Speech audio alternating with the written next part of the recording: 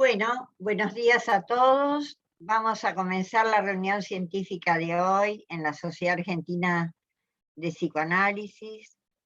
Tenemos la organización de esta reunión que desde el año pasado con mucho entusiasmo queríamos poder realizarla para poder tomar un tema que la pandemia y en otros muchos momentos puso más de relieve, que es el rol que el psicoanalista juega dentro del hospital, las experiencias que hace años venimos acumulando en ese sentido, y quisimos por eso de una manera general titular a estos psicoanalistas en el hospital. Para eso contamos hoy con una presentación de parte de Rubén, una introducción de parte del doctor Rubén Zuckerfeld, al que voy a presentar, luego a la licenciada Eva Rottenberg y luego al doctor Osvaldo Menéndez. Así que voy a comenzar con la presentación del doctor Zuckerfeld.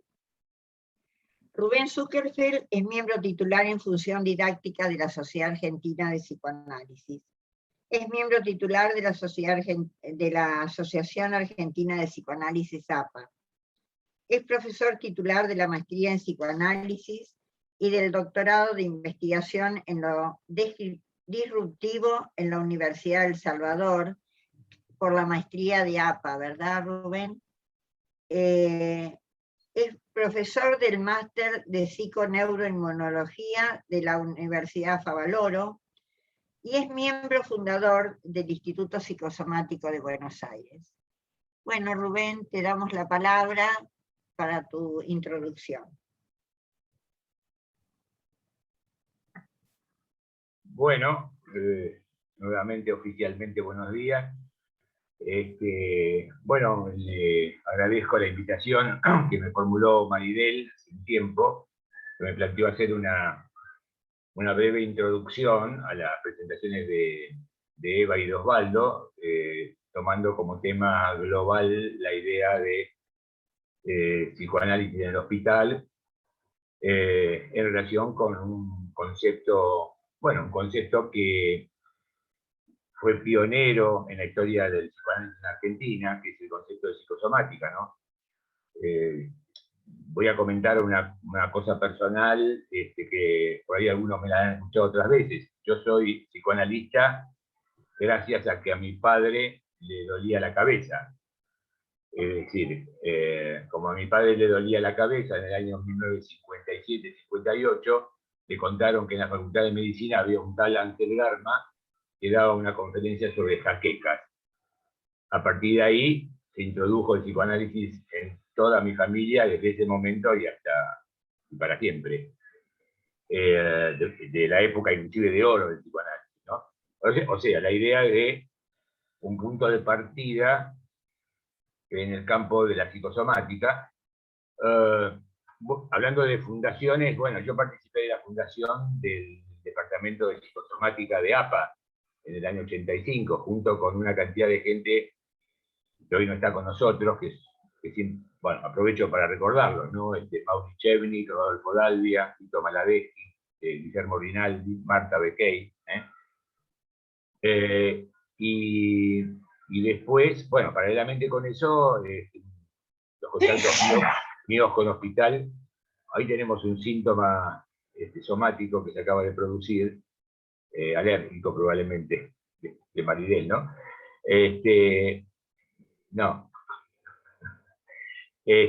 No, en el Hospital Álvarez, en el Hospital Marie Curie, con mi mujer en el Hospital Fernández, bueno, en fin. Yo voy a leer en 12 minutos, voy a leer porque si no, en este tema me voy a dispersar enormemente y voy a ocupar mucho tiempo. Voy a leer lo que intitulé Psicoanálisis en el Hospital, los trabajadores interdisciplinarios. Está claro que los psicoanalistas han salido de los consultorios privados. Fueron en principio a la universidad, donde los pioneros, como recién dije, de los primeros que se ocuparon fue de los psicosomáticos. Hay un primer libro de patología psicosomática publicado por APA y el Ateneo del año 48, creo que. También los psicoanalistas fueron a los servicios de psiquiatría y de psicopatología. Esto es muy conocido. Hay ejemplos paradigmáticos de Lanús, bueno, de los centros de salud mental, y bueno, Hospital Pirovano también. Y también los psicoanalistas participaron activamente de actividades en el ámbito que llamaríamos educacional. Tengo entendido que Eva, entre otros, lo ha hecho, ¿no? Pero de aquí lo que me voy a ocupar es el tema de que el contacto cuerpo a cuerpo con los médicos y los cuerpos de los pacientes fue en los hospitales generales, en pediatría, obstetricia, ginecología, cardiología, dermatología, oncología, endocrinología. Y nacieron ya hace unos cuantos años, se introdujo el prefijo psi, la psicocardiología, la psicooncología, la psicodermatología y la psiconeuroinmunoendocrinología. En el marco, digamos, de todo este intento interdisciplinario, los psicoanalistas en el hospital tuvieron que enfrentarse con las certezas de la medicalización y del biologismo. En cierto modo tuvieron que transmitir, aunque no la conocieran, ¿no?, una frase de William James. William James, digamos, considerado el fundador de la psicología, que era el psicólogo americano tal vez más admirado por Freud cuando fue a llevar la peste a Estados Unidos, ¿no? Y William James en 1890 escribió: actualmente hay muchas personas que parecen pensar que una conclusión cualquiera es muy científica si todos los argumentos a su favor derivan de la tensión de las patas de las ranas, especialmente si las ranas se hallan decapitadas, y que en cambio cualquier doctrina que se apoye principalmente en los sentimientos de los seres humanos, con la cabeza sobre los hombros, debe ser oscurantista y supersticiosa. Además, los psicoanalistas en el hospital, de hecho, tuvieron que enfrentarse con somas que no son solo cuerpos erógenos. No son solo cuerpos erógenos. Algo similar a lo que Ricardo Bernardi definió como cuerpos únicos, pero notablemente complejos. Así que nos encontramos con condiciones de funcionamiento psíquico que facilitan o agravan síntomas somáticos, y síntomas somáticos que originan efectos emocionales. O sea, acá ya está cuestionado un poco el uso de los prefijos, ¿no? Psicosomático, somatopsíquico, que en el fondo tiene alguna base histórica más freudiana en un sentido. A estas condiciones de funcionamiento psíquico, en la medida que predominen las manifestaciones de lo que entendemos como lo escindido o lo inconsciente escindido, las consideramos condiciones de vulnerabilidad, de vulnerabilidad somática, que coexisten con las tradicionales formaciones del inconsciente reprimido. Dicha condición vulnerable es, a nuestro entender, el producto de historias y actualidad de, primero, adversidades, en sentido amplio de la palabra. O sea, aquí se conecta todo este campo psicosomático con la teoría del trauma. En segundo lugar, con factores vinculados con déficits de sostén vincular, primario y o actual. Acá se incluye todas las teorías vinculares, lo digo muy genéricamente, en particular la teoría del apego. Y en tercer lugar, de la calidad de vida alcanzada. Y aquí se incluyen, se cruzan, se interdisciplinan con lo psicosomático, todas las teorías sociales, de psicología social, bueno, todo lo que se ha, desde la Organización Mundial de la Salud hasta estudios longitudinales y demás acerca de la calidad de vida y su influencia sobre los cuerpos.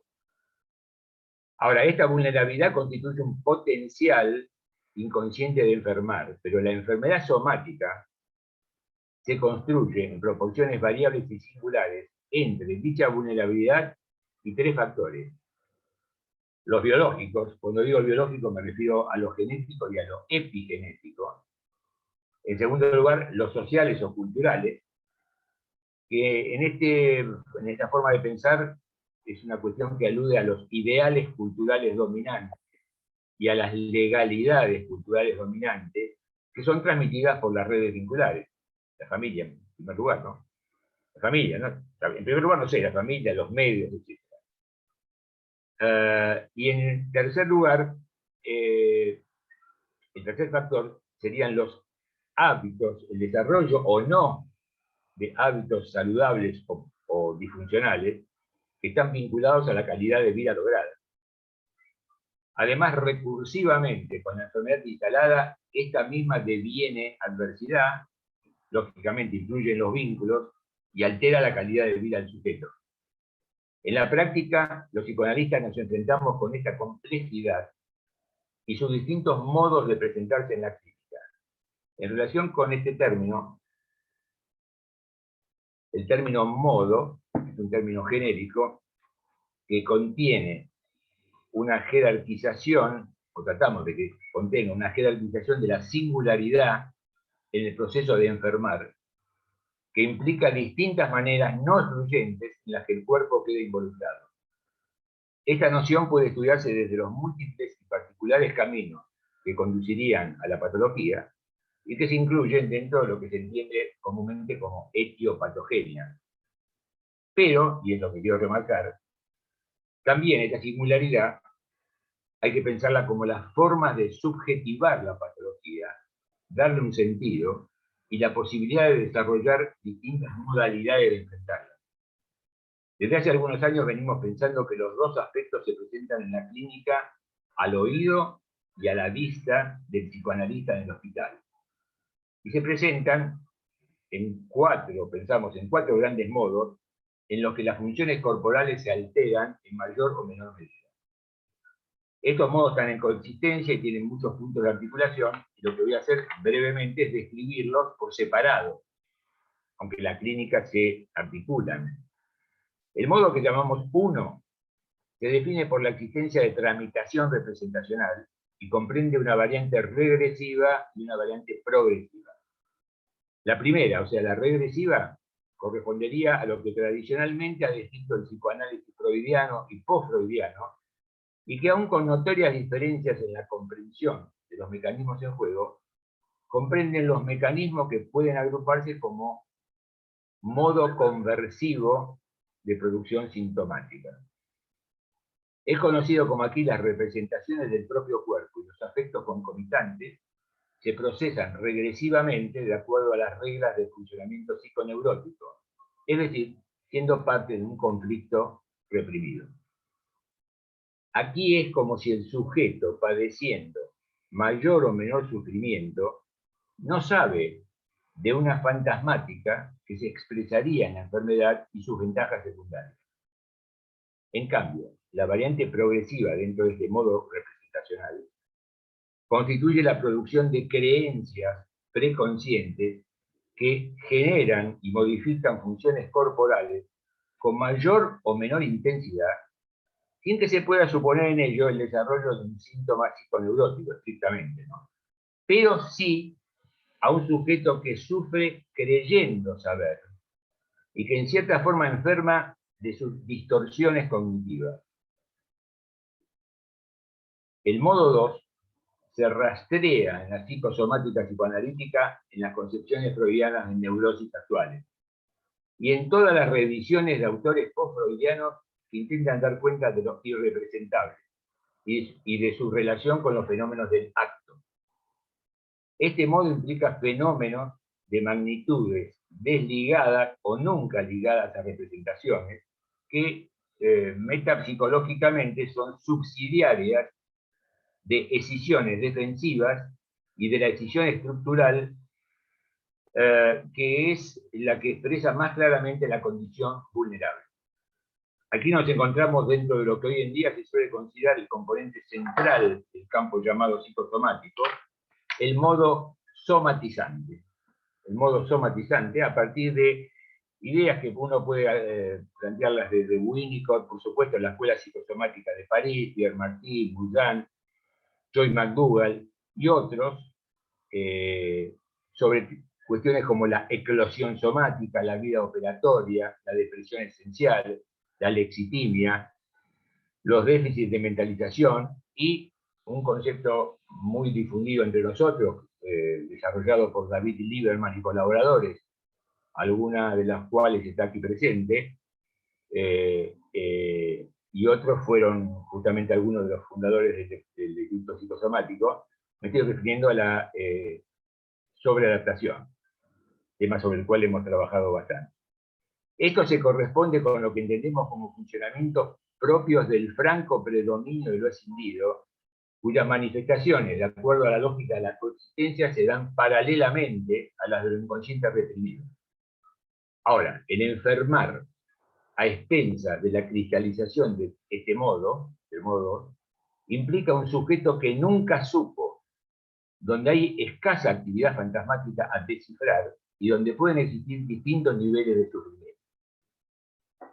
El modo 3 es aquel en que las vicisitudes corporales se convierten en subrogados de formas de comportamiento, es decir, de hábitos en relación con el otro y con las señales del propio cuerpo. Aquí el sujeto sufre la automatización del hábito y su efecto somático, a partir justamente de comportamientos predominantemente sobreadaptativos y paraadaptativos. El modo 4, el último, corresponde a la exposición directa de las funciones corporales a los factores socioambientales. La noción de trauma ambiental y de trauma social y de estrés crónico puede producir cuerpos maltratados y abusados, desde un nivel ecológico hasta la violencia social y política, desde las infecciones, bueno, hoy en día de moda, hasta los cánceres tóxicos. Este modo implica una forma de pensar ahora a un sujeto enfrentando y sufriendo el embate de fuerzas mayores a sus posibilidades de afrontarla y sus consecuencias somáticas. Por lo general, los modos de involucración del cuerpo y su posibilidad de enfermar se articulan entre sí, como dije, y guardan cierta relación lógica de funcionamiento que conviene sea pensada en términos de recursividad. Por otra parte, nuestros cuerpos reconocen características genéticas y epigenéticas, donde el apego seguro es una moderada vacuna frente a diversos estresores y los mecanismos neuroinmunoendocrinológicos en juego. Pero creo que lo que hoy en día tiene mayor relevancia, y para ello gente experimentada, bueno, como Eva, como Valde, como otros, y los psicoanalistas en hospital en particular, lo que tiene mayor relevancia es determinar la vulnerabilidad. ¿De qué depende prioritariamente la aparición de síntomas somáticos? ¿Por qué se cristalizan, exacerban y complican? ¿Qué papel juegan los vínculos y la clase social en la enfermedad somática? ¿Es posible predecir, de acuerdo a las características del funcionamiento psíquico, una respuesta somática? Estas son algunas de las variadas preguntas que permanentemente circulan en este campo, a los cuales se le han dado distintas respuestas. Creo, finalmente, que el psicoanalista, frente a la enfermedad somática, bueno, y no solo en el hospital, debería ser humilde, trabajador interdisciplinario, y tal vez recordar el título de un libro reciente de Siri Husbeck. Fue la presentación, digamos, la conferencia central del último congreso de IPA. Voy a cometer un comentario políticamente incorrecto. Es la esposa de Paul Auster, el escritor. Digo lo políticamente incorrecto porque en una época se presentaba a las mujeres por su esposo, ¿no? Ahora, este libro está dedicado a estudiar críticamente, muy críticamente, los temas mente-cuerpo y naturaleza-cultura. El título de este libro es Los espejismos de la certeza. Bueno, gracias. Muchas gracias, Rubén. Muchas gracias por tu presentación. Bueno, ahora vamos a presentar a la licenciada Eva Rottenberg. Perdón. ¿Se escucha? Sí. Sí, ¿no?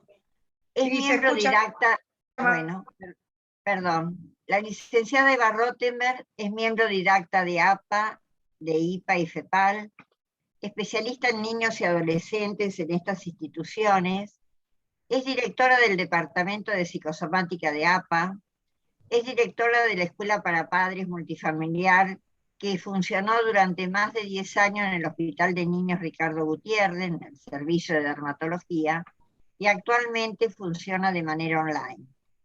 Su experiencia hospitalaria estuvo también en el Hospital Bancario, donde fue coordinadora de grupos Balin, con médicos de terapia intensiva en niños y adolescentes, en el Hospital Israelita, con Ricardo Abenburg, en Interconsulta y coordinadora del equipo de adultos de familia y pareja. Trabajó durante más de 15 años con el doctor Badaraco en los neuropsiquiátricos Borda y Moyano. Es autora de numerosos libros y trabajos en el país y extranjero. Sobre todo hay una referencia a un capítulo publicado en un libro editado por el Instituto de Psicoanálisis de New York, donde estudiaron las ideas sobre las funciones parentales ampliadas, la integración del yo del bebé, y es pionera en haber trabajado el tema de homoparentalidades en la construcción de la identidad de género en los niños. Por último, quiero mencionar que es docente de posgrado de la UBA en Psicología y Medicina, enseñando psicoanálisis multifamiliar infanto-juvenil en el Hospital General. Bueno, Eva, te damos la palabra. Bueno, buenos días. Quiero agradecer a SAP y a Maridel que por su intermedio me invitaron a poder estar acá con ustedes. Y bueno, estoy muy contenta de este encuentro. Hay mucho para decir acerca del psicoanalista en el hospital. Como dijo Maridel, pasé por muchos hospitales, empecé mi formación en el Hospital Israelita con Ricardo Abenburg, y en cada manera en que uno se encuentra en el hospital, en cada función, la importancia es diferente. Es decir, me acuerdo que con Ricardo Abenburg, justamente, que fue un maestro, uno de mis maestros, él nos explicaba la importancia de atender en el hospital y respetar a los pacientes como si fuera el consultorio privado, es decir, no hacerlos esperar, tratarlos como sujetos, bueno, en fin, cosa que es difícil encontrar en los hospitales generales. Bueno, fui también docente del Hospital de Niños con Aurora Pérez en la Cátedra del Niño Sano, y después pasé a coordinar grupos Balin con residentes de terapia intensiva, y ahí justamente el abordaje era trabajar la angustia de los residentes, porque no podían entender a los pacientitos que estaban esperando ser trasplantados, que necesitaban trasplante de órganos, o que bueno, los niños también hacen intentos de suicidio, habían niños que habían cruzado cuando estaba pasando el tren, etcétera, etcétera. Cosa que a los médicos les resulta muy difícil comprender esto, y piensan muchas veces que son casualidades. Y ellos me traían los casos que a ellos los angustiaban o que les llamaba la atención. Y trabajamos a partir de eso, y la importancia en ese momento del psicoanalista, yo creo que es crucial, porque los niños que estaban esperando un trasplante de órgano que se hacía en el Garrahan, pero estaban en el Bancario, en terapia intensiva, buscaban, digamos, toda la compatibilidad biológica, pero no se ocupaban de la parte fantasmática, de las emociones. Y tengo muchos trabajos publicados sobre el tema, pero lo voy haciendo palabras porque hoy quiero hablar de otra cosa. pero no veían el aspecto afectivo y la posibilidad de rechazo del trasplante. Saben que es muy difícil conseguir un trasplante acorde, que sea compatible, bueno, no le daban importancia a la parte emocional en ese rechazo del trasplante. Y entonces, trabajando con los médicos, muchas veces ya no había tiempo de preparar al niño y su familia, porque ya avisaban de Garraham que estaba el órgano, y por el trabajo yo estaba segura que iba a ser un fracaso, y generalmente cuando hablamos del mal pronóstico por lo afectivo, porque no había habido un tiempo para prepararlo, realmente fracasaba ese trasplante y el niño o el adolescente morían. Entonces los residentes comenzaron a descubrir la importancia del psicoanalista en la institución. Bueno, me formé 15 años o más en el Borda y en el Moyano con Jorge García Badaraco, y los sábados íbamos al consultorio de él a pensar por qué se curan los pacientes que se curan y por qué no se curaban los que aún no se curaban. Y los psiquiatras decían que si se curaban los pacientes es porque habíamos hecho mal el diagnóstico.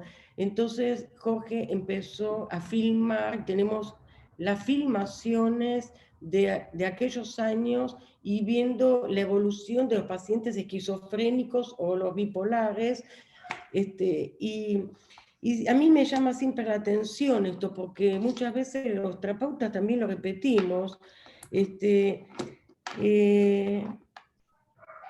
Yo digo, en la ciencia, por ejemplo, la pandemia es un virus nuevo que al principio no teníamos representación, no sabíamos qué nos podía atacar, algo invisible, pero los científicos no dijeron no se cura el virus, dijeron vamos a ver, vamos a investigar a ver si hay una vacuna para curar este virus, para protegernos por lo menos del virus. Lo mismo pasó con los antibióticos y las infecciones.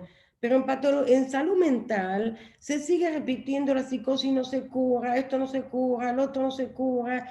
Venían, ahora, bueno, cuando yo estuve, Bargo trabajó con pacientes graves, adultos, y desarrolló el psicoanálisis multifamiliar. Y yo descubrí que los pacientes internados habían tenido tratamiento durante muchos años de su vida sin éxito. Entonces hablé con Jorge y le dije que, como yo tenía formación en niños y adolescentes, y aparte ya era madre, le dije que iba a fundar la Escuela para Padres Multifamiliar, que no se trata de enseñarle a los padres lo que tienen que hacer ni cómo educar a los hijos, sino que es un abordaje psicoanalítico. ¿Por qué? Porque trabajamos con el inconsciente, con la pulsión, con lo transgeneracional, bueno, en fin, con la transferencia, la contratransferencia, que es múltiple.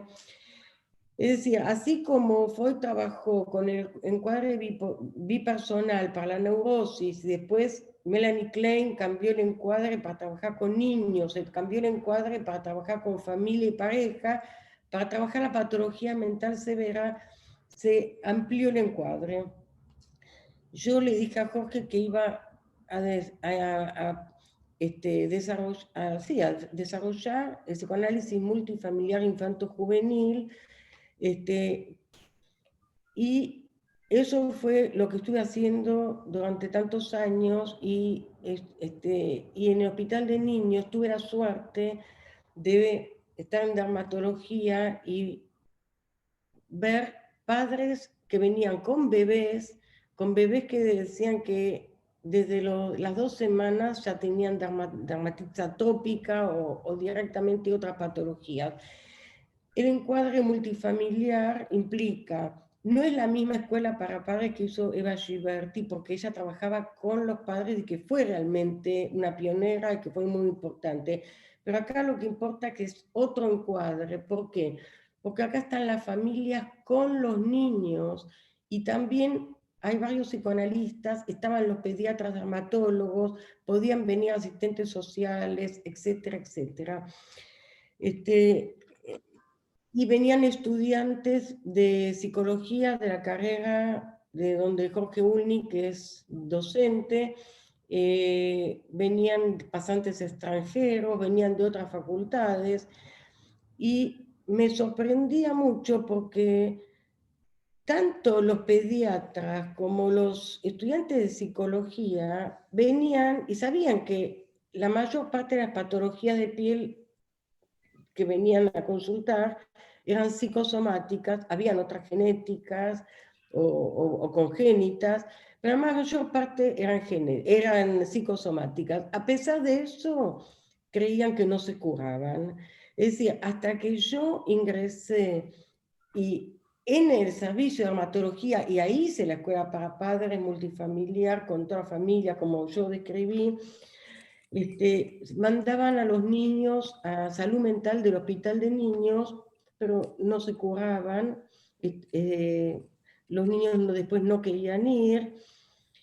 Atender a un niño con una patología psicosomática en privado es muy difícil porque no entienden por qué van, no entienden por qué el médico los mandó, los padres tampoco. En cambio, cuando el encuadre era ampliado, y venía una familia nueva, porque el encuadre multifamiliar es un encuadre abierto, no es un grupo cerrado con un mismo diagnóstico. El diagnóstico es heterogéneo, las edades son heterogéneas y el encuadre es abierto. Hay personas, familias que concurren hace mucho y otras que se van incorporando en cada consulta. Es decir, si iban al dermatólogo, le decía, vaya al grupo, ellos lo llamaban el taller, vaya al taller, venían familias nuevas. ¿Y por qué es importante el encuadre abierto?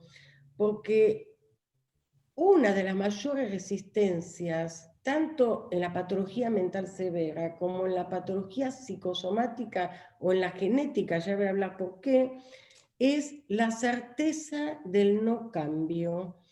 Es decir, que en patología mental ya vienen con el diagnóstico y la certeza de que la esquizofrenia no se cura, que la bipolaridad no se cura, no solamente los psiquiatras, sino las familias. Lo mismo pasaba con las patologías de piel.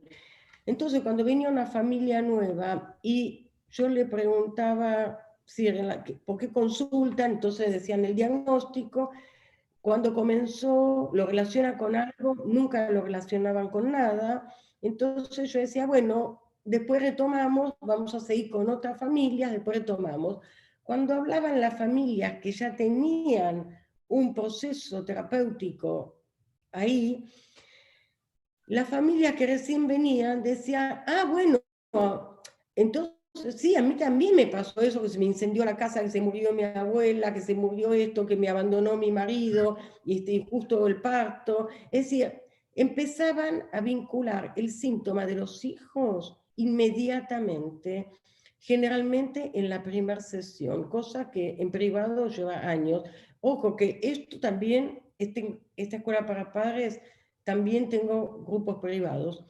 Es decir, que se puede hacer en el consultorio o online, en este momento es online. Les quiero contar que me incluyeron en los congresos de dermatología pediátrica latinoamericanos e internacionales, y me acuerdo que me pusieron, me senté en el panel con los médicos del hospital de niños y ellos presentan los casos de una manera muy diferente que nosotros. Yo ni sabía qué casos iban a presentar. Entonces, estaba sentada en el panel cuando presentó el hospital de niños y me dijeron, si vos querés comentar algo, levanta la mano. Entonces ellos presentaban fulanito con tal patología, le dimos tal medicación, remitió, no remitió, le cambiamos la medicación, hicimos interconsultas, etcétera, etcétera. Esa es la presentación en general, de las patologías en los hospitales generales. Presentaron un muchacho, un adolescente, con un acné severo que tengo la foto porque me las mandó el paciente en agradecimiento, que yo les digo, se las muestro, cuando doy clase las muestro, impresionante, nunca nadie había visto, acné tenía toda la cara con pus que le caía así, impresionante, parecía, no sé, no se podía ver, venía con un gorrito así, y salía de la casa solamente para ir al hospital.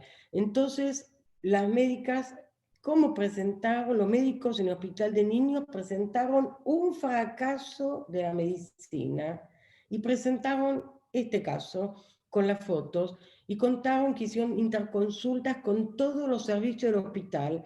Entonces yo levanté la mano y pregunté, ¿por qué no lo mandaron al taller? Ah, no lo pensamos, pero lo vamos a mandar. Bueno, mandaron a este adolescente a la escuela para padres multifamiliar y, y yo nunca había visto un acné así muy impresionante, entonces yo le pregunté cómo se llamaba, cuántos años tenía y cómo era su vida antes de enfermarse. Todos los médicos querían curarle el síntoma. Yo pregunté por él, por el sujeto, por él como persona, y entonces me contó que él estaba enamorado de su vecina, que la vecina salía con un patobica y que él pensaba que el vecino se había dado cuenta, el novio del patobica se había dado cuenta que él estaba enamorado de la vecina y aparte era compañero del colegio, entonces él tenía miedo de salir de la casa y no quería ir a la escuela, pero los padres lo obligaban a ir a la escuela y repentinamente se enfermó con este acné tan severo y dejó de ir al colegio. Los padres lo admitieron porque era, les digo que era impresionante, era entonces empezamos a hablar de los miedos, de las fantasías persecutorias. Bueno, empezamos a hablar de todo esto y tengo las fotos. En 3 meses se curó. En 3 meses se curó. Y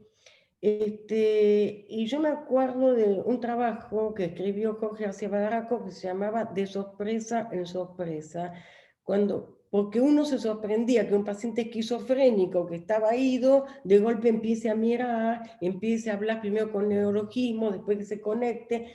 Bueno, en dermatología pasaba lo mismo. Con este paciente, los dermatólogos tampoco, no lo podían creer. A mí también me sorprendió, porque el pibe, el adolescente, empezó a comprender que este acné severo estaba relacionado con sus sentimientos, con sus emociones, y los médicos dermatólogos comenzaron a comprender de qué se trata esto de psicosomático, de qué se trata las emociones. Después había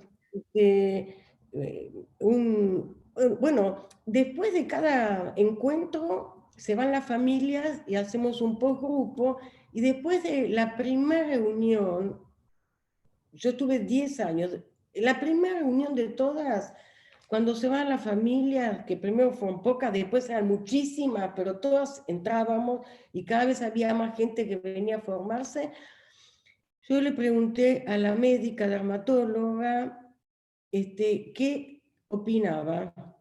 Me dijo que cuando yo le dije que iban a venir familias, le pareció muy bien, pero cuando yo le dije que iban a venir niños, pensó que iba a ser un desmadre y se sorprendió porque los niños dibujaban lo que tenía que ver con su patología o con lo que hablaban los padres. Había muchas familias que ninguno había hecho ningún lío, pero que lo que más le había sorprendido es que yo hablaba con los niños, porque los médicos hablaban con los padres de los niños. Es decir, que los médicos descubrieron que hay un sujeto, que no es un cuerpo enfermo, que hay un sujeto que sufre.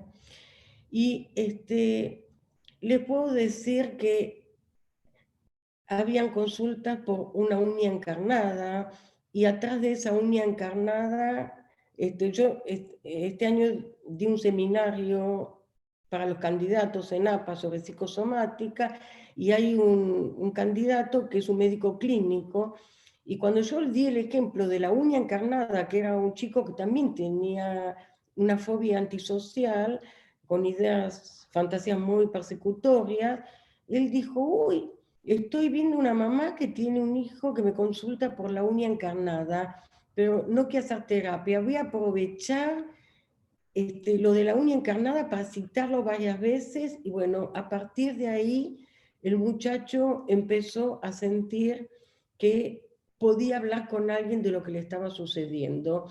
Es decir, que yo creo que tenemos que pensar la patología psicosomática en la infancia desde otro punto de vista que en el adulto. ¿Por qué? Porque en el adulto hablamos de una escisión psique-soma. El niño, la formación de la mente del niño es a través de los otros en nosotros. Todos sabemos de la importancia del otro, del otro significativo en la formación de la mente, pero parecería que después nos olvidamos. Entonces, una mamá que viene con un bebé, por ejemplo, esta pediatra que dijo que no hablaba con los niños, un tiempo después vino una mamá desesperada con un bebé de 45 días que hacía 2 días no tomaba el pecho, y que lo trajo para evaluar si había que internarlo para ponerle suero. Mientras yo estaba con el grupo multifamiliar, le pedía a Silvia, se llama, si podía hablar con esta mamá que estaba con el bebé que lloraba. Y Silvia empezó a hablar con la mamá y le dijo que estaba muy angustiada porque su bebé no tomaba la teta hacía 2 días. Y Silvia le preguntó, ¿qué más te pasa, mamá? ¿Qué te está pasando a vos? Entonces le dijo, mi marido se fue de casa. La empezó a tranquilizar, el bebé se tranquilizó y tomó la teta.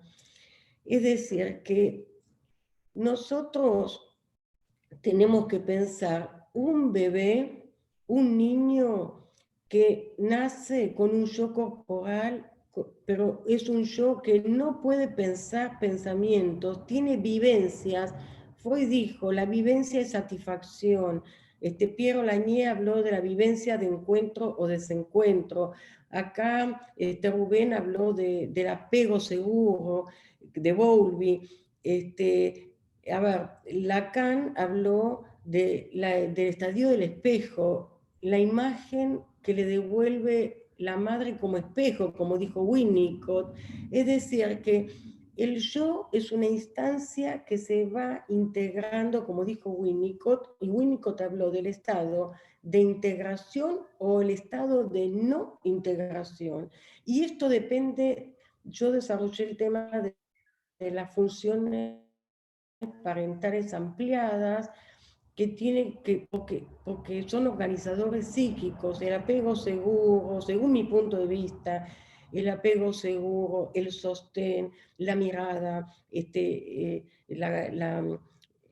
acto específico de la madre suficientemente buena, son funciones parentales ampliadas porque son organizadores del psiquismo del bebé y del niño, que se va integrando, y que solamente si el yo se va integrando a través de todas estas funciones, que lo tengo desarrollado en mis libros, y esto es lo que estudiaron en Estados Unidos, es que el bebé va pudiendo controlar de a poquito sus pulsiones, de acuerdo al estado cronológico. Es decir, un bebé que sabe que el pecho va a llegar, puede tolerar una espera un poco mayor que un bebé que no sabe si el pecho va a llegar o no va a llegar.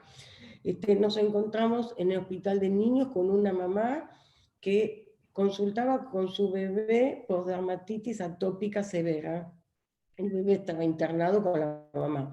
Lo traen porque lo mandaban, inclusive habían dado la orden de que todos los pediatras pasen, aunque sea 3 veces por la escuela para padres, para entender de qué se trata esto de lo emocional. Entonces, la mamá, el bebé se empieza a mover, y la mamá no, estaba quieta, impávida, y yo le digo, ¿qué pensás que le pasa a tu bebé? Me dice, tiene hambre. Yo le digo, ¿por qué no le das la teta? Porque las mamás le daban la teta, y habían padres también, pero las mamás le daban la teta. Dice, no, porque está internado y le dan la mamadera. Yo digo, mira, los bebés no tienen idea de tiempo, no pueden esperar mucho, ¿por qué no vas a buscar la mamadera?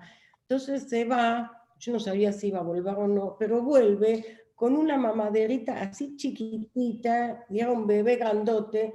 El bebé se toma la mamaderita en un segundo, y era evidente que se había quedado con hambre, pero en lugar de llorar, empezó a rascarse, como que era un bebé que no contaba no tenía una esperanza de que había un otro con quien podía contar.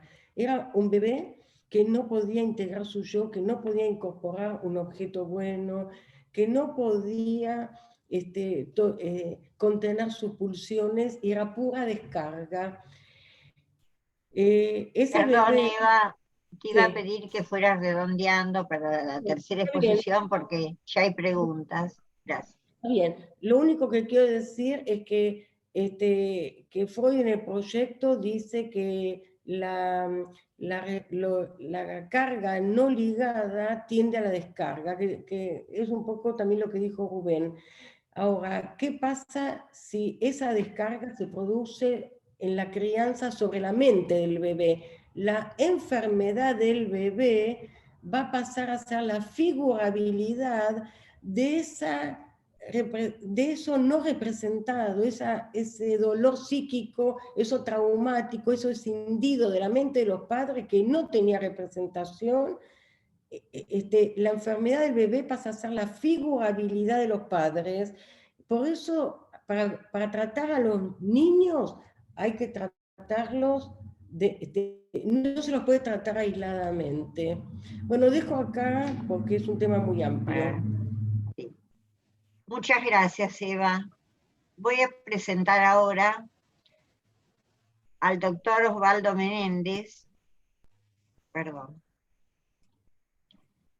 que es médico, psicoterapeuta de grupos, médico especialista en psiquiatría, médico psicoanalista, miembro titular de la Asociación Psicoanalítica Internacional IPA, miembro titular con función didáctica en la Sociedad Argentina de Psicoanálisis, docente titular de psicopatología en la Asociación Argentina de Psicología y Psicoterapia de Grupos, en la Escuela Argentina de Psicoterapia para Graduados y en la Universidad del Salvador.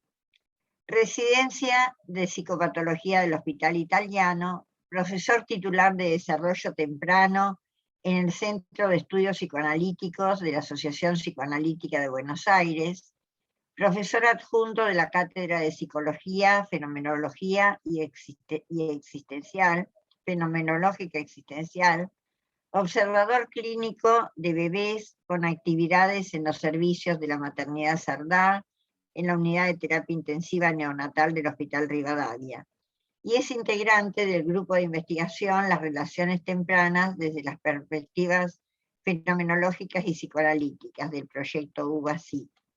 Bueno, Osvaldo, te escuchamos.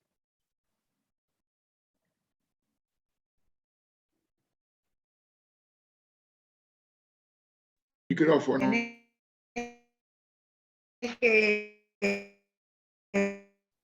Ahora sí. Ahora sí, ¿se escucha? Bueno, buenos días a todos. Les decía que voy a empezar recordando a uno de los pioneros. Ahora sí. Sí. ¿Sí? Uno de los pioneros en encarar este tema fue George Broderick, que tenía una clínica psiquiátrica, se entusiasmó mucho con las ideas de Freud, pero por supuesto él quería tratar con el psicoanálisis a la mayoría de los pacientes internados, que en esa época se llamaban enfermos nerviosos. Bueno, los ubico un poco para los que no lo han leído a Broderick. George Broderick publica el libro de Leyo en 1923. A mi entender, la obra va dirigida por lo menos a 3 comunidades de lectores: la médica, la psicoanalítica y una más amplia, la sociedad de la posguerra, totalmente ajena al tema del libro, pero que acababa de pasar por una catástrofe. El concepto de ello de Grodeck comprende todo aquello que en el ser vivo hay de conformador, no biológicamente, y por lo tanto capaz de aportar sentido tanto a la estructura como al funcionamiento total del sistema. Por su parte, el ello de Freud, en cambio, es un reservorio energético, de donde proceden las pulsiones de vida y de muerte. Freud le dice en una carta a Grodeck: en su ello no reconozco a mi ello, civilizado y burgués y despojado de su misticismo. Sin embargo, usted sabe que el mío deriva del suyo.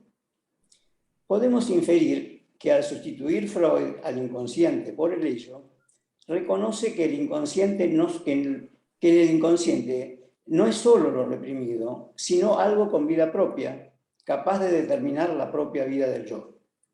Grodeck explora, investiga y tropieza con cosas que indiscutiblemente tienen derecho a ser tenidas en cuenta.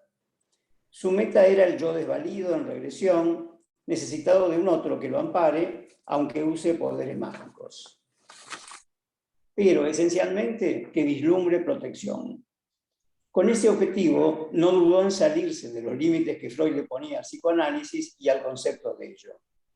No se cansa de insistir en que nuestro yo se comporta de una manera esencialmente pasiva a lo largo de la vida, que vivimos y somos vividos por fuerzas desconocidas e incontrolables. La pandemia me ha llevado a recordarlo, ya que frecuentemente nos lleva a tener impresiones de esa naturaleza. Nos presenta una alternativa posible de ser bruscamente ingresados a una terapia intensiva y terminar nuestras vidas sin despedirnos y en manos de los otros.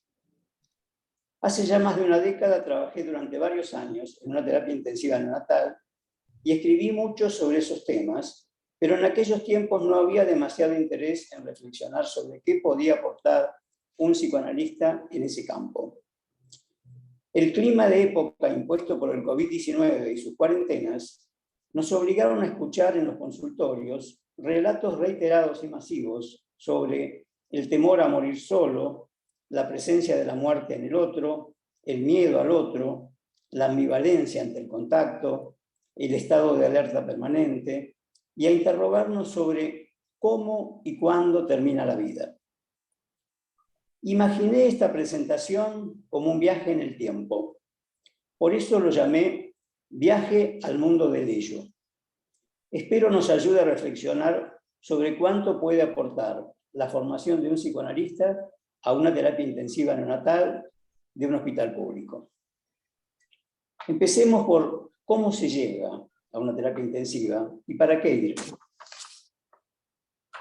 Si pensamos que las metas que dan sentido a nuestras vidas están en nuestro interior, es cuestión de salir a buscar y estar atentos tanto a las personas como a las circunstancias que nos pueden ayudar a clarificar esos deseos. Así podremos intentar concretarlos. André Green plantea que caen en la lógica de la desesperanza, creo que esto tiene que ver con lo que Eva insiste de que los médicos dicen incurable, aquellos que no perdonan al objeto su incapacidad de valorarlos, su ausencia en el momento que más lo necesitan. La pandemia promovió un fenómeno de rechazo hacia los médicos internistas, quienes al regresar a sus casas tuvieron muchas veces que lidiar con el temor y hasta el espanto de sus vecinos y conocidos. El cuidador genera temor y el ambiente actúa como saboteador externo. El propósito de la lógica de la desesperanza es demostrar que el objeto es malo, incomprensivo y rechazador, para lo cual se induce el rechazo. Vale mencionar que aunque en esa época el COVID-19 no era una amenaza, también experimenté temor a trabajar en una terapia intensiva porque conocía el peligro tanto de infectarme con algún germen intrahospitalario como de convivir con la situación de estar en un lugar donde los nacimientos y la muerte cohabitan. Llevaba muchos años estudiando teoría sobre el desarrollo temprano y pensaba que la formación psicoanalítica me había dado suficientes herramientas para enfrentar la tarea. Me sirvió pensar que ninguna teoría científica es posible sin que parta del supuesto que los observadores tienen tanto sensaciones como percepciones, como también que las comunicaciones emocionales nos permiten conectarnos con la humanidad de los otros y apreciar lo realmente importante. Evidentemente predominó la esperanza de ayudar a reparar al otro y a mí mismo sobre el temor a contagiarme, porque pude hacer la tarea. Tema hoy de gran actualidad y discusión. El otro punto que uno se encuentra cuando va a una terapia intensiva a trabajar es ¿quién es el paciente? Cuando decidí ingresar al servicio, había leído mucho sobre la observación de bebés y me imaginaba haciendo algo semejante. Pero el jefe de servicio no estuvo de acuerdo. Me señaló que había hecho esa experiencia y no quedó satisfecho porque faltó reciprocidad. Él no objetaba que yo investigara o escribiera sobre la tarea. Necesitaba que junto con este trabajo de observación aportara mi experiencia como clínico y si detectaba algún problema en la relación mamá-bebé, se lo comunicara al neonatólogo a cargo para poder hacer un trabajo interdisciplinario juntos. Acepté. Así me fui integrando al clima de la terapia intensiva, muy diferente al del consultorio. Las pulsiones erótico-agresivas están muy presentes y hay que acostumbrarse a aceptarlas. Se trabaja parado, acompañando al neonatólogo en su recorrida. La necesidad de correr tras los sonidos de alarmas, señales de peligro inminente, no da lugar a sillas ni a la comodidad de un consultorio. Sensaciones de temor, vergüenza, incertidumbre y ansiedad son frecuentes en estos ámbitos. Se reactivan vivencias primarias en todos los integrantes del equipo. Hay que estar preparado para la posible acción específica en cualquier momento. Allí uno entiende que la mamá construye psiquismo en acto. Luego de un año de trabajo, pudimos lograr que algunos neonatólogos aceptaran reunirnos sentados en la sala de médicos, mientras un colega permanecía en la terapia, actuando como la angustia señal, diríamos, del grupo. Pudieron entender y disfrutar la importancia de la pausa para rescatarnos de ese estado de amenaza de muerte permanente. También el valor de compartir la tensión y cuánto alivia el trabajo en parejas, en este caso neonatólogo psicoanalista, para compartir el dolor, elaborarlo e incluso poder llegar a escribirlo. El clima es de un mundo silencioso, donde priman las acciones que Winnicott llamó el handling, ¿no? El manipuleo adecuado del bebé. Pero Winnicott lo dice en relación a la madre. Pero acá la ciencia ha reconstruido el seno materno y son los profesionales neonatólogos y el personal de enfermería los que están en contacto físico con el bebé. La madre, si se anima, entra, pero tiene muy poco contacto corporal con el bebé. Ferenczi decía que el tacto es la facultad de sentirse con. Me resultó un concepto muy útil. Como la mayoría de los bebés internados son prematuros o han nacido con algún daño, las madres suelen sentirse culpables de haber hecho algo mal, temen volver a equivocarse y delegan confiadamente los cuidados físicos del bebé en el equipo. Eso genera que uno se siente desbordado de percepciones y sensaciones al desnudo. Pero tampoco es cuestión de decir todo lo que se percibe. Por el contrario, hay que aprender a cuidarse de no buscar descarga con el lenguaje verbal. Hay que aprender a acompañar, a sentirse parte del equipo y transmitir continencia y esperanza. Ser uno con, podría ser la fórmula, pero con tacto ferenciano y siempre en el plano no verbal. Tener un cuidado recíproco, tanto con los pacientes como con los integrantes del equipo, ya que allí todo es presencial traumático. Hoy nos preguntamos quiénes son los trabajadores esenciales. No hay duda que para la sobrevida del bebé, la presencia del equipo médico es imprescindible. Pero ¿qué pasa con el psiquismo del bebé, los familiares y los profesionales? ¿Quién y cómo se sostienen al no estar presente la madre? ¿Quién asume la esencial tarea de integración que Winnicott llama holding o sostén? Verdad y cuidado podrían ser las brújulas para orientar el rumbo. Es muy grande el salto que hay que dar entre la observación y la interpretación. Donde hay salto, el pensamiento se refracta, mostrando el hiato entre lo observable y lo interpretable.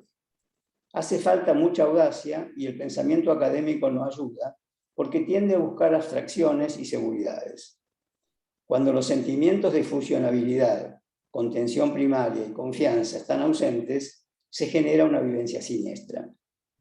Estamos entonces frente al trauma del desamparo y es necesario construir seguridades.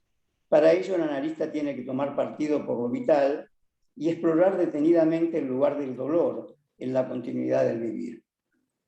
Asumir la dialéctica de la esperanza en el sentido de apostar por la vida y luchar contra la desesperanza cotidiana. El trauma inunda, pero la desesperación enloquece. Escuchar a una madre desesperada en plena situación traumática requiere de una capacidad de continencia que le permita tomar conciencia de que en ese estado pierde todas sus capacidades para ayudar a su bebé. Pero a veces la desesperación la puede transitar el profesional neonatólogo que pasó la noche de guardia y se le murieron 2 bebés, o la persona que tuvo una crisis hipertensiva al enterarse de la muerte del bebé, que estaba a su cargo, pero que sentía suyo. Es útil pensar la muerte como parte de la vida y confiar que hasta el último momento se puede recibir amor. También en lo personal pienso que es necesario no solo confiar en nuestro instrumento de trabajo, sino también en cuánto uno puede seguir transformándose al aprender a incorporar lo nuevo que se va presentando en la profesión y durante la vida. Lágrimas Negras es el nombre de un bolero. Quizás algunos de ustedes lo recuerdan. El autor fue el músico cubano Miguel Matamoros, quien contó que escribió esta canción en 1930 en un viaje a Santo Domingo. Durante su estancia paró en un hostal donde desde su llegada escuchó el llanto incesante de una mujer. Y como pasaba el tiempo y el llanto no paraba, ni parecía tener consuelo, decidió preguntar qué había pasado. Entonces se enteró de una historia de abandono. El enamorado había dejado a la protagonista la noche anterior por otra mujer. Escuchar el sufrimiento y la desesperación de la abandonada le hizo componer Lágrimas Negras. El título, y quizás la historia detrás de él, me hizo pensar que así como Green se esmeró en ayudarnos a discriminar entre el inconsciente reprimido y el escindido, quizás el poeta también quiso hablarnos de un llanto diferente al de las lágrimas incoloras. Son diferentes las que brotan en el consultorio acompañando al relato de aquellas que aparecen o no aparecen en el lugar y en el momento traumático. Al respecto, creo que cabe incluir el relato de una situación clínica muy particular. Una mañana de un lunes llegué a neonatología y me estaba esperando el jefe de servicio. Me dijo: tenemos un problema serio. El sábado nació un bebé anencéfalo. Fue una cesárea. Hoy, cuando la madre lo fue a conocer, actuó como si viera un bebé normal. Por favor, anda a verla, medicala y prohibirle las visitas al bebé. Entro a la terapia y me dirijo hacia la incubadora que me habían indicado. Allí encuentro a la mamá, que contemplaba seria, pero orgullosa, a su bebé. Mirar al bebé me resultaba difícil. La magnitud de la malformación me condicionaba a solo poder observarlo algunos segundos. Decidí encarar el diálogo con la mamá. ¿Cómo le va? ¿Cómo se siente? Bien. ¿Vio qué blanco y grande que es? Es igual al padre. La respuesta me desconcertó, pero seguí explorando. No lo conozco al papá. ¿Se refiere a que es corpulento? Sí, es grande y fuerte, como el bebé. Lo único que tiene mío es el pelo, lacio y negro. Esto me descolocó aún más, ya que yo no veía pelo, porque no había calota, es decir, no había hueso craneal, y se veían las meninges. Pero insistí en chequear la percepción y le dije que yo no veía pelo. Movió la cabeza del bebé y en la parte de atrás del cuello vi que efectivamente tenía cabello y del color de la mamá. Bueno, como pude, seguí hablando y le dije que, bueno, que quería saber si ella estaba enterada de que el bebé venía con malformaciones. Sí. Al 5º mes del embarazo me hicieron una ecografía y me informaron que el bebé tenía malformaciones múltiples. Entonces yo pregunté si podía parar el embarazo. El obstetra me dijo que sí, pero necesitaba autorización judicial y me dio un formulario para que lo completara. Yo lo guardé en la cartera. Volví a mi casa y esa noche soñé que el bebé me decía que iba a apoyar la carita sobre mi panza para que lo viera a través de mi piel. El problema de la cara, que el ecografista me había mostrado, en el sueño aparecía solo en el ojo. Además me hablaba y me decía, excepto eso, soy igual a papá. Al día siguiente busqué el formulario en la cartera y no lo encontré. Pensé, si lo perdí, es señal de que quiero seguir. Días después volví a soñar, pero esta vez era en el campo. Había un salón muy grande lleno de gente de las iglesias católica y evangélica. Yo todavía estaba embarazada, pero en el sueño él ya había nacido con el problema en la cara, pero se parecía al padre. Entrábamos con el bebé al salón y todos nos aplaudían. Bueno, esta situación generó una gran discusión psicosomática, o de acuerdo con Rubén, yo diría somatopsíquica más bien, con los médicos que integraban el equipo. ¿Es necesario tener un cerebro para ser un bebé? Aún aceptando que es un bebé, ¿tiene sentido mantenerlo vivo? ¿Dónde está la frontera entre el sentido y el sinsentido? Los psicoanalistas hemos sido formados en considerar a los bebés como personas, pero cuando salimos a trabajar en las fronteras, descubrimos que puede no ser esa la postura de los padres, el obstetra, el ecografista o algunos neonatólogos. Yo solo había visto anencéfalos cuando era estudiante de medicina y estaban dentro de frascos de formol. Los libros dicen que mueren durante el embarazo, en el parto o pocas horas después del nacimiento.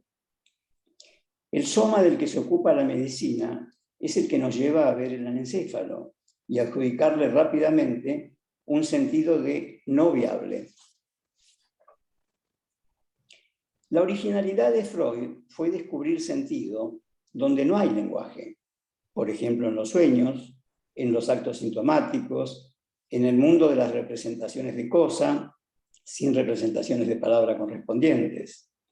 Y en cuanto a las maneras de observar en el campo humano, es diferente ver al otro como un objeto impersonal, muerto, diría Hume, o tratarlo como un prójimo al que vale la pena conocer por dentro.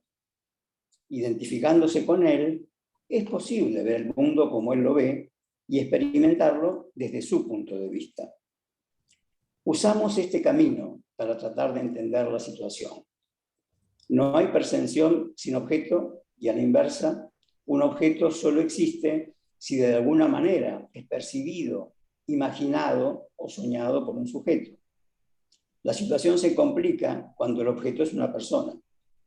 Entramos en un espacio de registro que algunos llamarían de lo irrepresentable por imposible y otros de lo impresentable por molesto. ¿Dónde ponemos el énfasis en la evaluación? ¿La relación de los padres con el bebé? ¿El criterio de supervivencia de los más aptos? A nivel teórico nos fue de mucha ayuda el aporte de Serge Govici al considerar las interacciones no solo en el plano del comportamiento, sino también de la vida imaginaria de ambos participantes. Él nos habla de armonía interactiva, refiriéndose a la posibilidad de inmersión afectiva y de sus intercambios.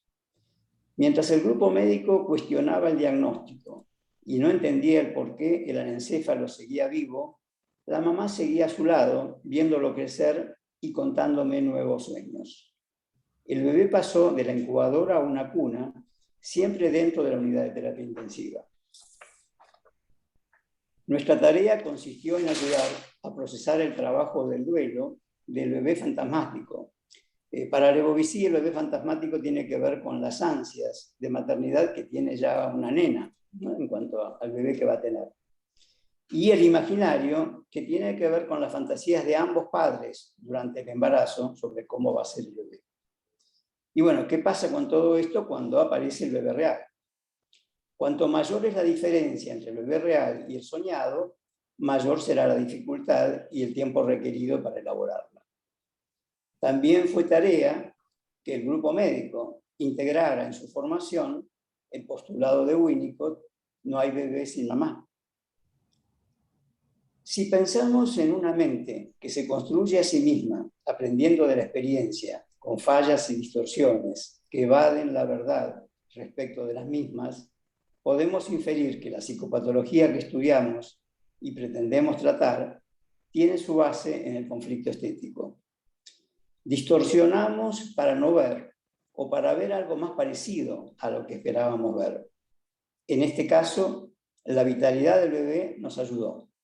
Vivió 7 meses en terapia intensiva. Les dio tiempo a los padres a poder aceptar al bebé de la realidad y todos pudimos apreciar a través de la experiencia el poder de Eros. Ya estamos en el final del viaje. Espero que lo hayan disfrutado. Visitamos una de las situaciones del campo de lo que hoy André Green llama lo pre-psíquico, que creo que Grode considera que si uno tropieza con ellas, merecen ser tenidos en cuenta, aunque salgan del campo de la neurosis. El poeta también la sintió merecedora de plasmar en un poema canción. Muchas gracias. Gracias, Osvaldo. Bueno, gracias a los 3 expositores. Y mientras se va generando las preguntas, ya hay 2. Para Eva hay una pregunta de Gaby Salazar de Ecuador, que pregunta sobre si podéis ampliar un poco más los detalles del encuadre abierto. Y para Osvaldo, si puede escribir en el chat el nombre del autor del libro que mencionó al principio de su trabajo. Mientras ustedes se ocupan de estos 2 temas, Eva, si querés contestar a esta pregunta, voy tratando de dar la palabra a los que lo soliciten.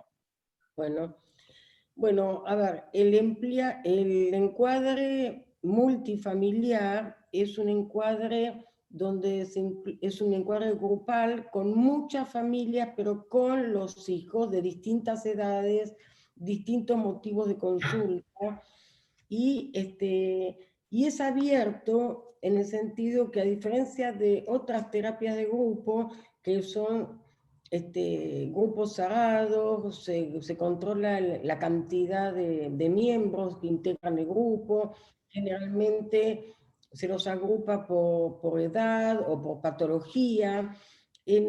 Justamente nosotros agrupamos las familias con los niños, pero con una heterogeneidad. ¿Por qué?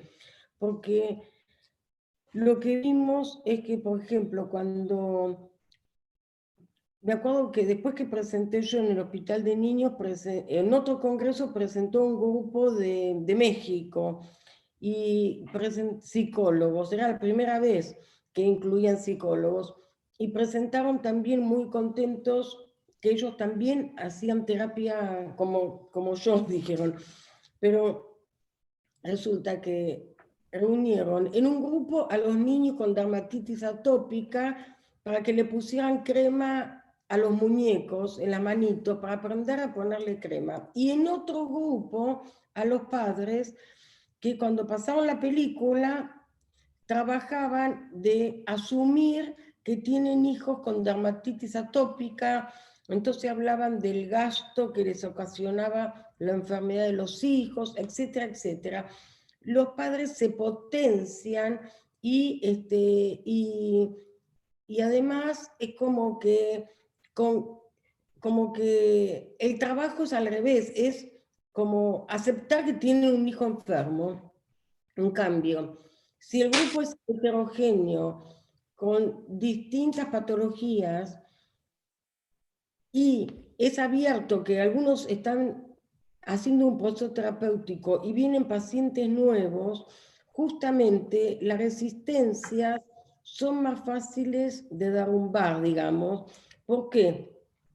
Porque nosotros lo que tratamos es justamente de conectarnos y del surgimiento del sujeto, no de ver a un enfermo, sino de ver a un sujeto que está en ese momento con una enfermedad.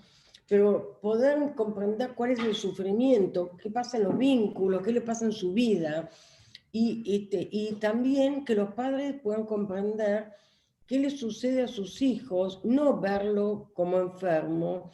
Es como que le colocan la identidad al hijo del diagnóstico. ¿Por qué? Porque como expliqué antes, esa enfermedad es la figurabilidad de la angustia sin nombre de los padres. Entonces, el encuadre abierto lo que permite es que las personas nuevas que van ingresando puedan ver que hay otras familias que venían con niños, por ejemplo, con dermatitis atópica severa, que habían sido internados varias veces y que se curaron, y que venían con la piel blanca, que había remitido la enfermedad hacía quizás 2 años, pero seguían viniendo porque se daban cuenta que el problema era emocional, vincular de padres e hijos. Entonces, es como que los pacientes nuevos no vienen con tanta resistencia. Lo mismo pasa con la patología mental severa. Bueno, no quiero tomar mucho tiempo. No, perdón, porque ya tengo anotados. Le voy a dar la palabra al doctor Vicente Gali. Vicente, estás muteado, ¿eh? Gracias. Ahí está. Muchas gracias a los tres. Fueron presentaciones magníficas, distintas y coincidentes, muy coincidentes, en algunos matices en los que quiero yo hacer alguna insistencia. Y voy a explicar por qué.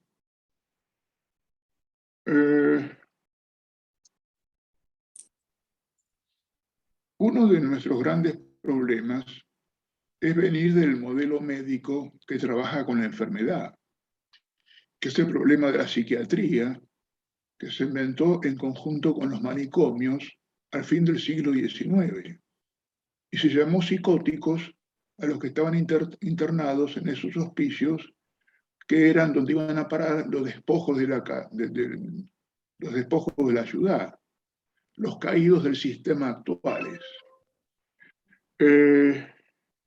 Y se fue organizando, y le dieron a los médicos el manejo de los asilos.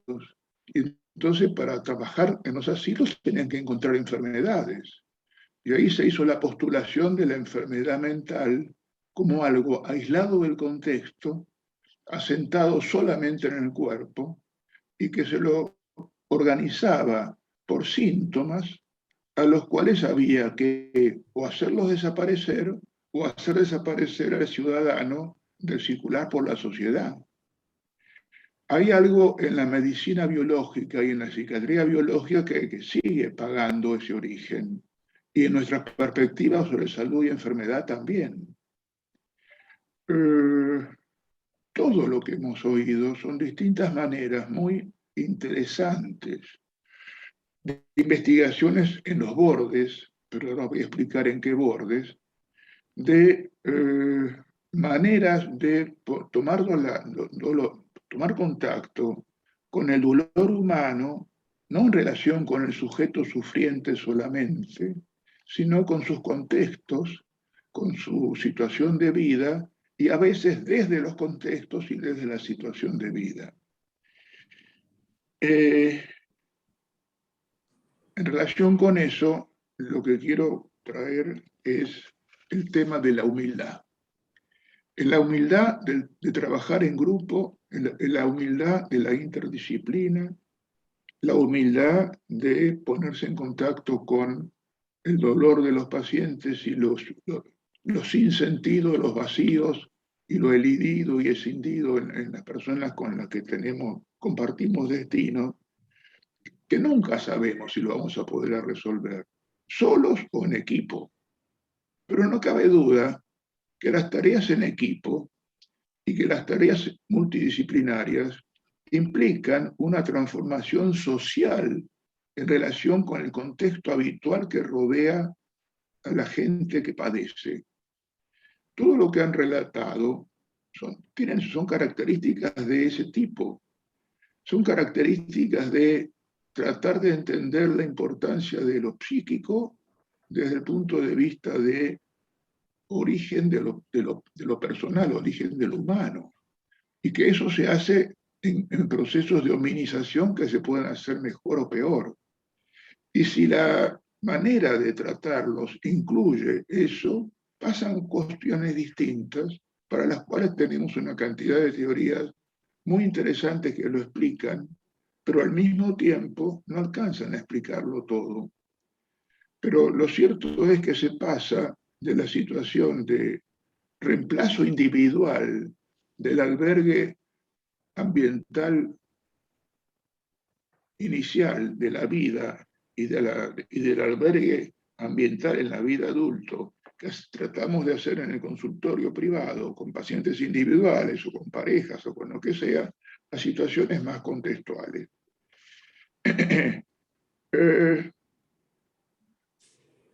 Cerramos con el escrito con la presentación de Rubén, perdón, con la presentación de Osvaldo Menéndez, que se apoya en el libro de Grodek y en los desarrollos de Grodek en su relación con Freud y la idea que le dio él a Freud del ello. Y termina con ese caso tan fuerte y tan emotivo, donde el bebé anencéfalo, al cual respetaron en relación con la fantasía de la madre y con el deseo de la madre, que lo seguía viendo su bebé, parecido al papá y con el pelito negro de ella, hizo que el bebé anencéfalo no terminara a los poquitos, el neonato por cesárea anencéfalo, no terminara a los poquitos días en un frasco de formol, sino que le dio tiempo a la madre y al padre y a todo el equipo de salud a aprender que no hay bebés sin mamá, pero si hay mamá, hay bebés, algún sin cerebro. Tremenda conmoción para todo aquello que decimos que nos pasa por la corteza en relación con las cuestiones, algunas inscripciones y marcas inconscientes. Ese bebé vivió en una cuna en terapia intensiva varios meses y los padres pudieron elaborar el asunto y los pediatras y neonatólogos aprender humildemente este tipo de cuestiones. Trato de ser breve, por favor, discúlpenme. En lo de Eva, que trae multiplicidad de experiencias en distintos escenarios hospitalarios, de asambleas de pacientes, de asambleas de familiares de distintos tipos de pacientes. Lo que hay es la recreación lo que hay es una recreación de redes sociales manejadas de una particular manera, pero donde la gente sale del aislamiento para compartir lo que le pasa con otros que les pasa cuestiones parecidas. Y lo que trajo Rubén también es muy, muy rico y muy importante, y solamente de todo lo mucho que se documentó y lo muy importante que dijo, voy a agarrar el punto 4 de lo que él habló hacia el final en relación con problemas somatopsíquicos, que son los factores ambientales, desde la infección hasta los daños ecológicos o por la violencia social. Y terminó hablando de que, trayendo esa vieja cita, de que frente a la enfermedad psicosomática debe ser humilde, que frente a la verdad psicosomática debe haber humildad e interdisciplina sin caer en los espejismos de la certeza. Lo que yo ruego es que no caigamos nosotros en el espejismo de la certeza, porque mucho de lo que acá se hace en estos teletrabajo son las correcciones y las socializaciones de los esquemas del modelo médico hegemónico que trabaja solamente centrado en la cosa cuerpo del paciente y no ve toda la situación contextual. Y el sistema de salud no responde a esas necesidades contextuales. Si el sistema de salud estuviese todo encarado de esta manera más grupal, si no fuese hospitalocéntrico y hospital de alta complejidad céntrico, sino de medicina comunitaria, no solamente para las cuestiones psi, sino para toda la medicina, las patologías cambiarían, aunque tengan las mismas causas genéticas y o biológicas y o pandémicas y o ambientales. Solamente eso. Bueno, gracias, Vicente. Eduardo Mandelbaum había pedido la palabra.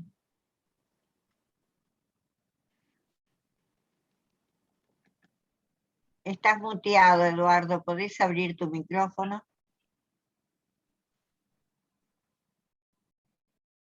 No, me causaba gracia el hecho de que cuando uno llega a cierta edad, el problema es que resuena con cada una de las cosas que se van diciendo, porque recuerda algo de su propia vida, de su propia experiencia. Y la verdad es que yo les agradezco muchísimo, por un lado, la invitación, y por otro lado, es cierto, la calidad de los trabajos.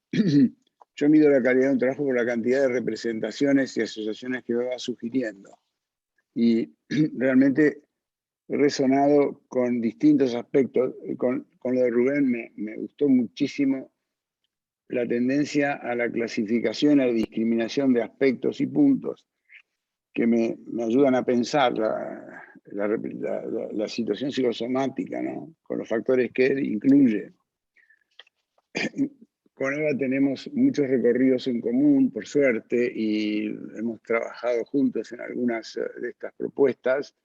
Yo en el año 2015 publiqué un libro sobre la teoría práctica del grupo multifamiliar desde una variante que yo llamo psicoanálisis integrativo, pero donde trato de hacer una especie de texto sobre lo multifamiliar y la influencia de que Eva trae de la suerte de la patología infantil cuando interviene o no la familia.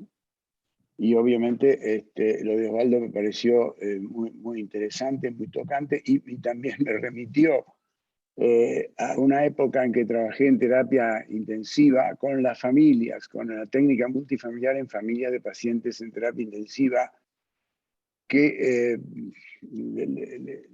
lo introduce al psicoanalista en una situación muy difícil, porque son tratamientos que duran 2 o 3 días o 4 días, es decir, el tiempo que el paciente, depende, bueno, a veces más, que el paciente esté en terapia intensiva, con lo cual la familia está manejando vivencias y fantasías de muerte, lo más probable, y o salida, si se sale o se muere. Entonces, manejar ese tipo de tensiones inter e intrafamiliares es una situación muy demandante para el equipo, ¿no? Y después, como una especie de sistematización hipersintética, estaba pensando que al hablar de psicoanálisis y hospital, hablábamos, por un lado, de las prácticas individuales o concretas del sujeto psicoanalista, sea en el equipo multidisciplinario o sea en su trato directo con el paciente. Y algo distinto es la práctica psicoanalítica con la institución hospital, es decir, cuando la institución se presta a ser tratada como un paciente. Y se puede aplicar entonces la psicología institucional psicoanalítica. A mí me tocó en ese sentido, tuve la suerte de poder desarrollar fundar el primer hospital de día psicoanalítico, con orientación psicoanalítica en el año 65 en el Borda, lo que llevó a trabajar tanto con la organización de los servicios, además del hospital de día, la Sana misma de Badaraco, organizada como comunidad terapéutica psicoanalítica. Y lo otro fue la profundización desde el 66 en qué es un equipo, qué es la dinámica de equipo, cómo funcionan los equipos, tomando en cuenta parámetros psicoanalíticos como la transferencia, la contratransferencia, la intervincularidad, las ideas de equipo y tarea que desarrollaba Pillon. Así que me pareció una especie de revival del tiempo, muy estimulante. Y lo último que voy a agregar es que en el año 64 entré al Hospital Fernández a la sala de pediatría del doctor Banzas, que era un famoso pediatra, en el departamentito que había de psicopatología infanto-juvenil. En aquella época, ustedes recuerdan, yo no sé si por la división que hubo en el matrimonio entre Pillon y, ¿cómo se llamaba? La exmujer, ¿no? La que era psicoanalista de niños, no me viene el apellido. Averasturi, gracias. Averasturi postulaba que en el análisis de niños no se podía ver a la familia para nada y todo debía ocurrir entre el paciente, niño y el analista. Mientras que Pillon postulaba las entrevistas operativas, la posibilidad de trabajar en grupos con familias y parejas. Es decir, yo estaba en ese encuentro medio difícil de resolver. Y se me ocurrió como variante técnica, tener entrevistas operativas con la pareja de padres mientras el niño jugaba con su caja de juegos. Y funcionar, esto fue paulatino, no lo hice de entrada, pero me fui dando cuenta que se podía hacer paulatinamente, de modo de generar una conversación entre el juego del niño y el discurso verbal de los padres. Ahora, ¿qué fue lo sorprendente de esto?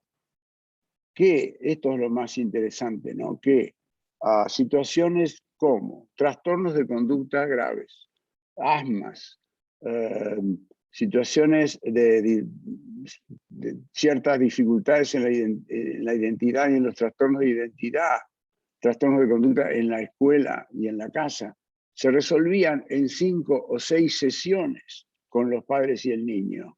O sea, un tratamiento que hubiera llevado individualmente tal vez no sabemos cuánto, en 6 sesiones. Ahora, ¿qué éxito relativo tuvo esto? Bueno, nos permitimos con Susana Voss, psicoanalista en APA, ahora, en aquella época trabajamos juntos, nos permitimos hacer un follow-up y luego de 2 años de recorrido, volvíamos a las familias y no había habido recidiva de la patología, lo que nos mostraba ya muy tempranamente la fuertísima influencia de la familia en la organización mental del niño, en el desarrollo, ¿no?, de la enfermedad, que avala totalmente los trabajos de Eva, ¿no? Que Eva viene después, pero con más casuística en todo caso, y esto nos dice claramente que un tratamiento de niños o psicóticos sin la familia, para mi gusto, es arar en el mar. Gracias, Eduardo, muchas gracias. Ahora quería darle la palabra a Rubén, a Osvaldo y luego a Eva, que también tiene algo que agregar, según veo en el chat, si querían aportar algo más que les ha sugerido esta discusión. Rubén. Bueno, no, conocía bastante el trabajo de Osvaldo y conocía por referencias en general, el trabajo en general de Eva, pero hoy lo conocí muchísimo más, me parece muy valioso. Veo que, bueno, Eva introdujo el tema de la multifamiliaridad, desarrollado creado, digamos, en cierta forma por García Badaraco, continuado con María Elisa Mitre, etc., ¿no? En ese sentido, simplemente lo que quiero agregar es que yo soy psicoanalista porque a mi papá le dolía la cabeza en el año 58, pero seguí siendo psicoanalista porque mi papá se deprimió en el año 76 por razones ambientales, políticas, que algunos de ustedes conocen, y entonces estuvo en tratamiento con Jorge García Badraco. Estuvo internado en la clínica de Jorge García Badraco, en la comunidad. Posteriormente salió de allí y era psicólogo y siguió trabajando en los grupos multifamiliares. O sea, yo fui familia de multifamiliares con mi padre internado. Después él trabajó intensamente, hasta su fallecimiento, como parte del equipo de Jorge, ¿no? No, y lo que quería nada más que agregar era que, bueno, remarcar lo que remarcó Vicente.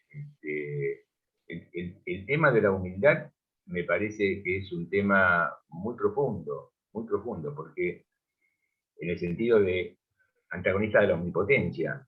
Yo creo que la omnipotencia en cualquier rubro genera, cualquier rubro de salud sobre todo, ¿no? Genera mucha heterogeneidad. Y también un detalle menor son los sesgos, los sesgos asistenciales. Yo me acuerdo, mi primer libro fue Psicoterapia de la Obesidad en el 79, del cual hoy en día me avergüenzo de algunos capítulos, critico algunos de esos capítulos porque los pacientes que yo recibía eran pacientes obesos que estaban anfetaminizados. Yo no sabía que estaban anfetaminizados, pero a partir de ahí desarrollé una cantidad de relaciones entre la psicosis y la obesidad, apoyado en algunas teorizaciones que existían en la época. Y en realidad, nada que ver. El problema era la anfetamina, el problema no era la obesidad del paciente. Digo esto por ciertos sesgos de teorías que se construyen de una manera que después dan lugar a desarrollos a veces muy heterogéneos, ¿no? Bueno, no, yo les agradezco a todos la posibilidad de haber introducido un poquito con algunas ideas esta reunión. Osvaldo. Sí, vamos a ver, tengo voz. Sí, yo por un lado quiero agradecer también haber participado y voy a seguir un poco la línea de Rubén en el sentido de que históricamente, o yo intento con el trabajo también promover un poco vocaciones de psicoanalistas que quieran trabajar en hospitales. Yo primero, antes que ser psicoanalista, fui terapeuta de grupos. Como yo me recibí de médico, hice la formación de terapeuta de grupos.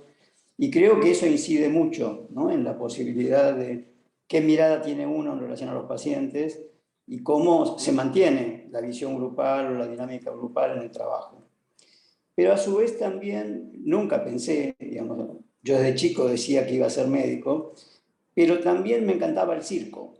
Y entonces dentro del circo en particular me fascinaban los trapecistas, ¿no? Este número donde uno volaba, el otro lo sostenía, después volvía.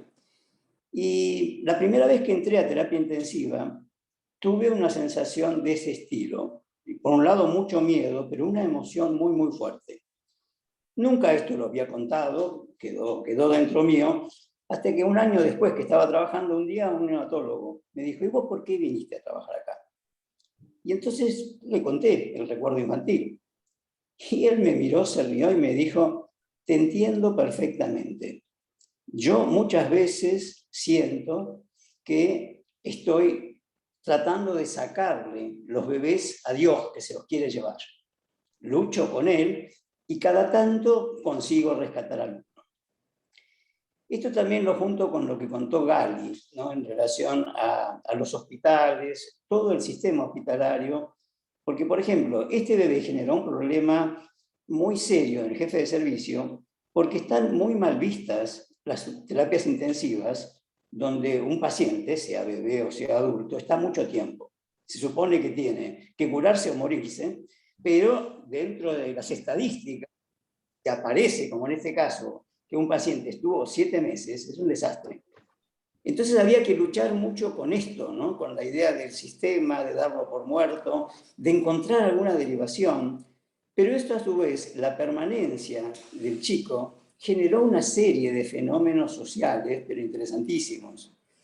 A tal nivel que se produjo como un enfrentamiento, el jefe de enfermeros con el jefe de servicio, porque en realidad se lo adoptaron. Hubo toda una sensación de como que la madre pasó a ser de una madre que que ocultarse, supuestamente si había tenido un bebé así, a un poco una madre tremendamente valorizada, y el bebé, bueno, visto algo como algo que nunca había ocurrido en el hospital y que creo que va a quedar en la memoria de todos. A su vez yo presenté el caso completo en la inauguración de un congreso de cirujanos que se dedican a malformaciones internacional, y allí una psicóloga italiana, que de Milán, me decía, mira, yo hace 30 años que trabajo con malformaciones en Italia, nunca vi a una madre de un anencéfalo. En Italia directamente una mujer que se entera de una cosa así ni lo cuenta. A mí me parece esto el realismo mágico. Me decía, tengo la sensación de que estoy como viendo algo que es de novelas. Y sí, yo creo que eso lo conecto con lo que Gali dice de la utopía o de la posibilidad de modificar una visión de la medicina más centrada, en este caso muy concretamente, no hay bebé sin mamá. Nos parece obvio, pero hizo falta también que Winnicott se peleara con Melanie Klein como Arminda con el marido, ¿no? Para plantear estas ciertas cosas que después el tiempo va dándole la razón a la verdad. Eso es todo y muchas gracias por haberme invitado. Bueno, Eva, te damos la palabra para que puedas hacer también el cierre. Bueno, quiero agradecer la mesa, me gustó mucho, coincido mucho con lo que dijo Rubén, también con lo que dijo Osvaldo, también lo que dijo el jefe de neonatología, que no lo conozco, que dijo que era importante no solamente observar a los bebés, sino dar una devolución, algo que pueda ayudar a los médicos, a las mamás, porque me parece que es muy importante.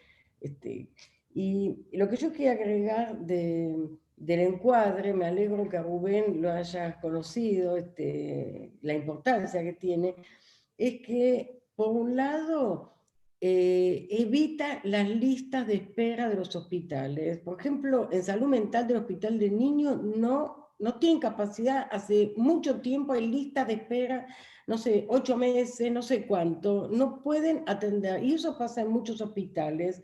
Con el grupo multifamiliar no hay lista de espera. Después hay otra cosa que tiene que ver con el sistema, que se exige, como en general las obras sociales o los hospitales dan pocos meses de atención a los pacientes, muy pocos meses. En el hospital de niños hay una lista tan larga de espera que si la persona falta 2 veces, se perdió el tratamiento, y tienen muy poco.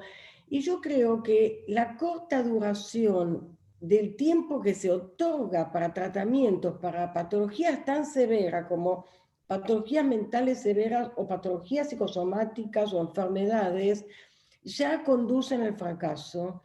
Es decir, sabemos que se necesita un proceso, se necesita tiempo, se necesita contar con alguien, y el encuadre multifamiliar justamente ofrece toda esa disponibilidad, como decía Winnicott, la disponibilidad del terapeuta, y entonces no se necesita que la persona se cure en 3 meses, porque nadie se va a curar en 3 meses. Puede desaparecer un síntoma. Y después que el grupo multifamiliar, Barraco decía que funciona como una mente ampliada, es decir, que las intervenciones, asociaciones, la palabra, vivencias de los otros van otorgando representación palabra a los aspectos de cada uno que quizás en otros estaba escindido, no tenía representación palabra, quizás nunca había sido pensado, etc. Yo quería decir que un poco la diferencia entre el trabajo de Jorge y el mío es que yo fui desarrollando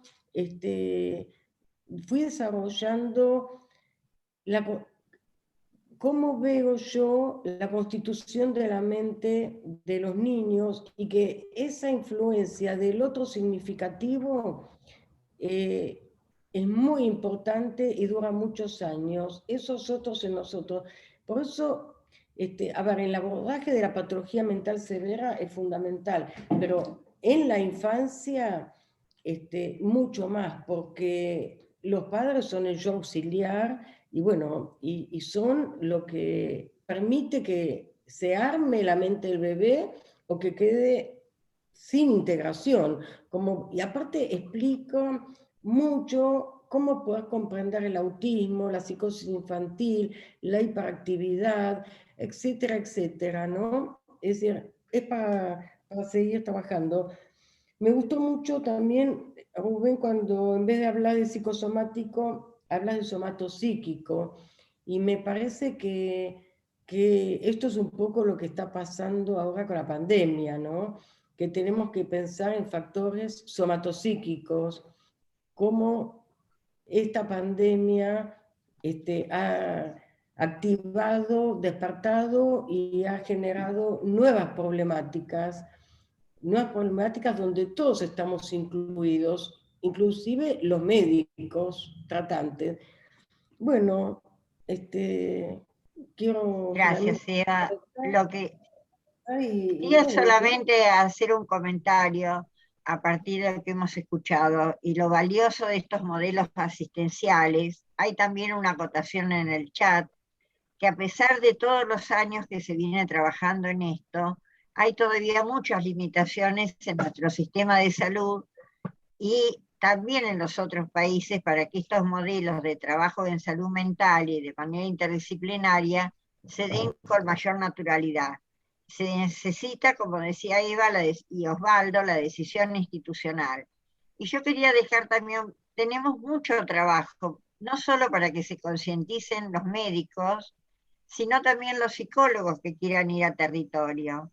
Es decir, que también los psicoanalistas estemos convencidos de que vale la pena estar presente en el hospital y hacer de esto una presencia constante, con todas las premisas que estuvimos hablando, la reciprocidad, la posibilidad de compartir saber, etcétera, ¿no?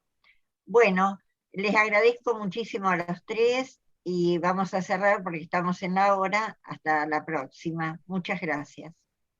Chao, hasta la próxima. Gracias, muchas gracias. Gracias. Hasta pronto. Pronto.